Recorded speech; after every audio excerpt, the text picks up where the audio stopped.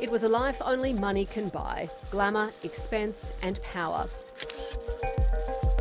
But while the bright lights were dazzling for the once richest man in Australia, professionally and personally, they've been fading for the best part of a decade. In 2005, James Packer inherited the family's multi-billion-dollar media empire when his father Kerry, a notorious gambler, died. Wanting to make his stamp on the family name, what was a media business started by James's great-grandfather in 1919 became a casino business under James's leadership, ultimately embroiled in allegations of money laundering, criminal gangs and backdoor deals. Having witnessed the tens of millions of dollars his father lost gambling, James decided the house side of the table was a much better position to be in. And I ended up thinking, this must be a good business. He snapped up the ailing Crown Casino in Melbourne in 1999. After Kerry died, James Packer began selling off the media assets to focus on the casino business. He expanded Crown Melbourne to include 3 hotels, then did the same to the casino in Perth.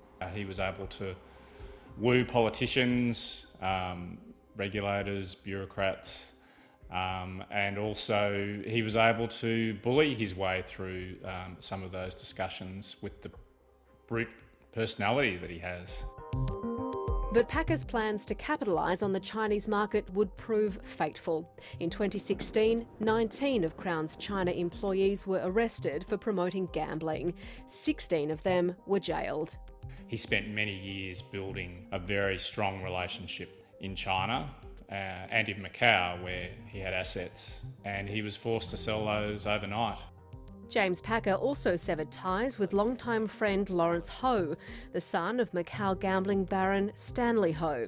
From then on, he really withdrew from his global plans, and Crown really became an Australian asset. Crown Sydney was in James Packer's sights. Using the negotiation tactics he was known for, he presented an unsolicited proposal to the New South Wales government to build the casino. There was no tender process and the community wasn't consulted. He rekindled his relationship with Lawrence Ho, which would prove to be the tipping point for Crown. Nolco obviously agreed to buy a significant shareholding in Crown, which then triggered the whole New South Wales inquiry. By 2019, James Packer wanted out. He was on the verge of selling to Las Vegas giant Wynn Casino Group, but the US company pulled out when details of the $10 billion deal were leaked. James Packer's professional highs and lows were almost mirrored in his personal life. He's been engaged or married 4 times to actress Kate Fisher, Jodie Mears, Erica Packer, and a failed engagement to singer Mariah Carey. Australia! In 2014, a public brawl with longtime friend and Nine boss David Gingell made headlines, while Israeli authorities were circling over his ties with Prime Minister Benjamin Netanyahu. The decline of James Packer's mental health has been well publicised. Because I'm being treated now for my bipolar.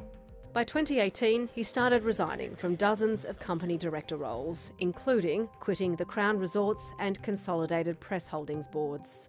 After an 18-month inquiry, Commissioner Patricia Bergen stopped short of forcing James Packer to sell his shares in Crown. But her raft of recommendations will pressure him to limit his involvement with the company and may prompt him to reduce his stake.